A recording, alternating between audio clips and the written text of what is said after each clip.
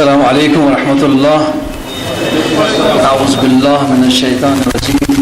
بسم اللہ الرحمن الرحیم. وبہ نستعین انہ خیر ناصر ومعین. اللہم انتغنی بالہدی والہمنی التقوی ووفقنی للتی ہی ازکی.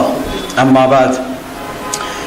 عزت مآب امیر کاروان اسلامی مولانا حامی صاحب، ڈائس پہ بیٹھے حضرات اور سننے والے معزز و مکرم شخصیتیں، آپ کی خدمت میں اس موضوع پہ بولنے کا شرف جو حاصل ہوا ہے، میں کچھ کہنے سے پہلے جس طرح میں نے اہل بیت کانفرنس کے ترجمان کی حیثیت سے کاروان اسلامی کی اس تحریک کو تائید کی اور یہ تعبیر کیا کہ یہ تحریک اسلام کی ہے، رسول اللہ صلی اللہ علیہ وسلم کی ہے، اہل بیت کی ہے، اولیاء اللہ کی ہے اور صحابہ منتجبین کی. آپ دیکھیں، اسلام نے اس شراب کے بارے میں دو پہلو سامنے رکھے ہیں. کہاں فائدہ بھی ہے، اور فائدے کی بات آپ نے سنی کہ فائدہ ہو رہا ہے. اس کا منکر نہ قرآن رہا ہے نہ رسالت ماں، مگر جو فائدہ آپ دیکھ رہے ہیں اس کے مقابلے میں آپ نقصان دیکھیں.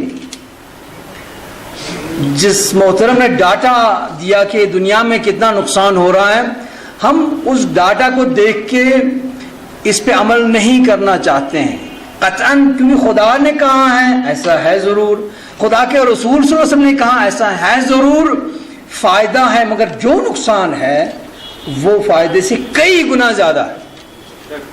اور اس نقصان میں ایک محور جو قرآن نے بتایا کہ اس سے آپ چھوڑیں، آپ اس زمانے میں آپ کو وہ شراب بھی ملے گی، کہیں کوئی مستی نہیں ہو رہی ہے، صحت بھی اچھی ہو رہی ہے، سب کچھ نہیں. آپ کو اسلام کہہ رہا ہے کہ یہ آپ کے درمیان دشمنی پیدا کرنے کا سبب بنتا ہے. اور جو امن کی بات کر رہے ہیں، اسلام نے، رسول رحمت نے چابی رکھی ہے آپ کے پاس کہ اگر آپ نے امن قائم کرنا ہے تو آپ پہلے معاشرے سے شراب کو ختم کریں. حامی صاحب بہت بہت مبارک ہو آپ کو، یہ اولیاء کی بات کرتے کرتے اولیاء کی عنایت آپ کو نصیب ہوئی ہے کہ آپ نے اس تحریک کا آغاز کیا. میں آپ کا شکر گزار ہوں کہ آپ نے میرے سامنے نشان دی کہ جناب بڈگام میں اس قسم کی کاروائی بہت زور و شور پہ چل رہی ہے. مولانا صاحب میں آپ کو عرض کروں، بس آپ کی بات نہیں سنی اور میں خاموش رہا، میں اسی وقت حرکت میں آ گیا اور معلوم پڑا کہ بالکل آپ کی اطلاعات بہت ہی درست ہے. اور میں آپ سے یہیں اس اسٹیج کے حوالے سے آپ کو دعوت دیتا ہوں، جناب آپ تشریف لائیں، ہم ایک ساتھ اس کیمپ پہ جائیں گے.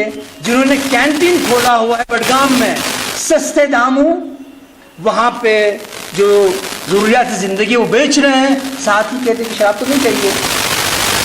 اور اس طریقے سے جو شراب کی تشہیر جو یہاں پہ نشاندہی بھی کی گئی، کیوں فوج کے سائے تلے یہاں اس کی ترویج کی جا رہی ہے.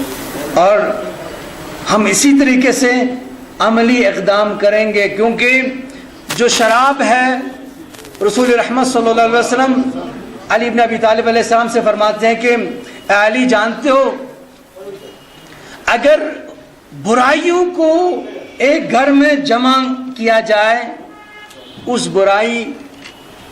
گھر میں جمع ہوئی برائی کس چابی سے کھلتی ہے؟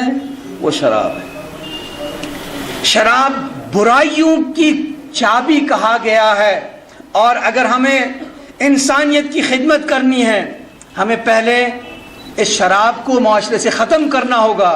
گورنمنٹ کو فائدہ ہوگا، نقصان ہوگا. ہمیں نہ گورنمنٹ کو فائدہ پہنچانے کے لیے حرکت کرنی ہے نہ نقصان پہنچانے کے لیے، بلکہ ہمیں قربتاً الی اللہ کے لیے جذبے سے ہمیں رسول رحمت صلی اللہ علیہ وسلم جب کبھی کوئی بات ہم پر عیان نہیں ہوتی تو ہم سمجھنے سے قاصر رہتے ہیں. کسی زمانے میں مسلمان اپنی بات کو بیان کرنے سے لڑکھڑاتا تھا کہ جب کبھی کہا کہ سورج جو ہے وہ زمین کے گرد گھومتا ہے، کبھی کہا کہ زمین سورج کے گرد گھومتی ہے، تو کبھی کہا کہ نہیں یہ کسی مچھلی کے اس میں ہے یا کسی جانور کے سینگ پر کچھ ہے. عجیب غریب دلائل دیتے گئے. بطلمیوس کا جو فلسفہ تھا 500 سال دنیا پہ حکومت کرتا رہا، مگر مسلمان کو اس بات کو بیان کرنے کے لیے واضح دلیل سامنے نہیں تھی. وہ کہہ رہا تھا وَكُلٌّ فِي فَلَكٍ يَسْبَحُونَ all heavenly bodies are floating. سورہ یاسین میں ہم پڑھتے رہے یہ جو ستارے اور سیارے متحرک ہیں، ہر کوئی رواں دواں ہے، مگر ہم اس کو بیان نہیں کر پا رہے تھے. اور شراب کے بارے میں بھی یہی لڑکھڑاپن تھا کہ یہ بیان کرنے میں کہ نفع جو ہے ایک طرف تو نفع کہا گیا ہے، ایک طرف نقصان. نفع کتنا ہے، نقصان کتنا ہے، مگر آج دنیا نے ثابت کر دیا کہ نفع سے کئی گنا زیادہ نقصان ہے. معلوم پڑتا ہے کہ جو رسول رحمت صلی اللہ علیہ وسلم نے نسخہ دیا ہے انسان کو انسانی اقدار حاصل کرنے کے لیے، کبھی بھی کوئی بات غلط ثابت نہیں ہوئی. اس لیے ہم گورنمنٹ کو نظر میں رکھتے ہوئے اس کے لعنت کو معاشرے سے پاک کرنے کی کوشش اس لیے نہیں کریں گے گورنمنٹ کو فائدہ ہو یا نہ ہو، مگر ہم دیکھتے ہیں کہ انسانیت کو ضرور فائدہ ہوگا، انسانیت کو ضرور فائدہ ہوگا. اس لیے خدا را باتوں سے نہیں عمل سے.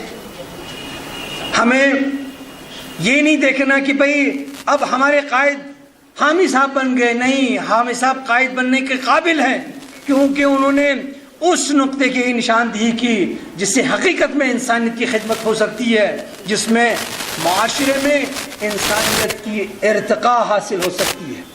اور ہمیں اسلام نے اس کی سٹھا بہت ہی سفارش کی ہے اور شرابی کے لیے بہت ہی خطرناک سزا بتائی ہے کہ جو ایک بار شراب پیے تو اس کو 80 کوڑے دینے ہیں، دوسری بار پیے تو 80 کوڑے دینے ہیں، تیسری بار پیے تو اس کو قتل کرنا ہوگا.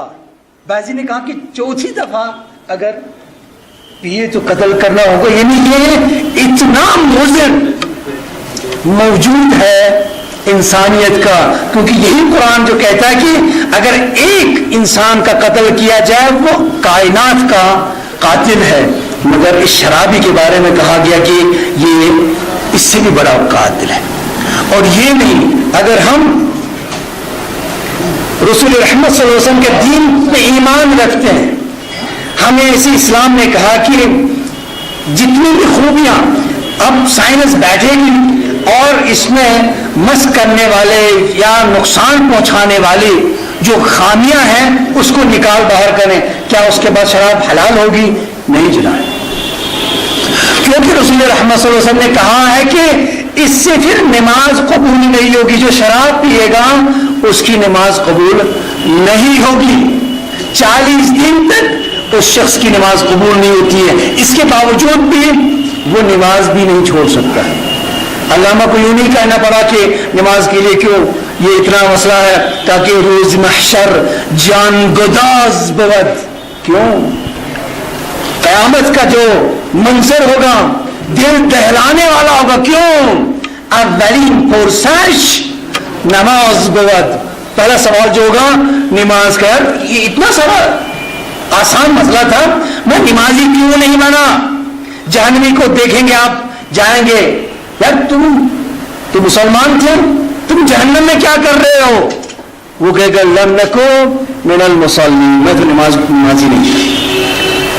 اور جو نمازی ہو کے نمازی نہیں ہوگا کیونکہ اس نے خدا نہ خواستہ شراب. اور اسی میں جو 10 مرحلے احادیث میں زیادہ کیونکہ وقت اجازت نہیں دے، 10 مرحلے کہا کہ جو بھی جس طریقے سے اس شراب کی پیداوار میں، اس کی حفاظت میں، اس کی خرید و فروخت میں، اس کی حفاظت میں جو اس کا عامل ہوگا وہ خدا کی رحمت سے محروم ہوگا۔ اور اگر ہمیں واقعا نہ صرف ہم یہاں پہ مسلمان ہیں، ہمیں مسلمانوں کا احترام کرنا ہے، رسول رحمت صلی اللہ علیہ وسلم عالمین کے لیے رحمت بن کے آئے ہیں، اور رحمت کا یہ ایک نمونہ ہو سکتا ہے ہم انسانیت کی خدمت کریں، معاشرے سے اس شراب کو اس طریقے سے اکھاڑ پھینکے تاکہ جو اس لعنت میں مبتلا ہے ان کو ہم مدد کریں، جس آیت کی بار بار یہاں تلاوت ہوئی، تعاونوا علی البر والتقوی، ثوابوں میں ہم تعاون کریں۔ ہم اس شرابی کی بھی مدد کریں گے، کس سے؟ جب ہم معاشرے میں شراب کہیں میسر نہیں ہوگی تو ہم نے اس کی مدد کی، اس کی نجات کے لیے ہم نے راستہ ہموار کیا ہے۔ اور میں دوبارہ، کیونکہ میں مجمع جہانی تقریب مذاہب اسلامی کی نمائندگی یہاں کر رہا ہوں، نہ صرف میں مجمع تقریب کی طرف سے، میں یہاں پہ مولانا حامی صاحب کی اس تحریک کی حمایت کر رہا ہوں، بلکہ اہل بیت کانفرنس اور جملہ جو میرے بین الاقوامی صحافی ہیں ان کی طرف سے میں حمایت کرتا ہوں کہ ہمیں بتائیے مولانا صاحب، آپ نے ایک جگہ کی نشاندہی کی، میں کل اسی صاحب سے کہ وہاں کیمپ میں جانے کے لیے میں آپ کو اس کو دعوت دوں گا، ہم پہلے خود آرمی سے کہیں گے کہ اگر آپ اس شیطرت سے خود باز نہیں آئیں گے تو میں چونکہ پہلے سے معتقد تھا ہماری اس کشمیر کی تحریک میں بندوق کا کوئی رول نہیں ہے، یہ انسانیت کا قاتل ہے، ہمارے معاشرے میں بندوق کی ضرورت نہیں ہے، ہمیں بس صرف اسلام کی ضرورت ہے اور اسلام پہ ایمان کی ضرورت ہے۔ جو چیز اسلامی تعلیمات کے لیے معنی تراشی کریں ہم اس کے مخالف ہوں گے اور عملی طور پر اس کی مخالفت کریں گے۔ والسلام علیکم ورحمۃ اللہ وبرکاتہ۔